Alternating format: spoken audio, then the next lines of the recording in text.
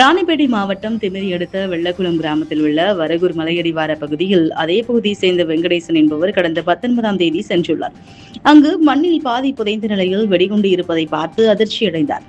உடனடியாக அவர் திமிரி காவல்துறையினருக்கு தகவல் தெரிவித்துள்ளார். அதன் பேரில் போலீசார் விரைந்து சென்றதோடு வெடிகுண்டு செயலிழப்பு நிபுணர்களிடம் சென்றுள்ளனர். அங்கு ஆய்வு செய்ததில் அந்த குண்டு வெடிக்கும் நிலையில் இருப்பதோடு ராணுவம் அல்லது துணை ராணுவ படையினர் பயன்படுத்தும் மோட்டார் வகை வெடிகுண்டு என தெரிய வந்தது. இந்த வகை வெடிகுண்டுகளை பயன்படுத்தி எதிரிகளின் பதுங்கு குழிகளை அழிக்க முடியும் அல்லது எதிரிகள் முன்னேறி வராமல் இருப்பதற்கு பயன்படுத்தப்படும்.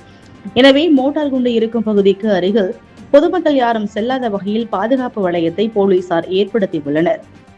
இதுகுறித்து ராணிப்பேட்டை மாவட்ட காவல்துறை அதிகாரிகள் தரப்பில் விசாரித்த போது இந்த மோட்டார் வகை குண்டு ராணுவ பயன்பாட்டில் இருக்கலாம் என்று தகவல் கிடைத்துள்ளது.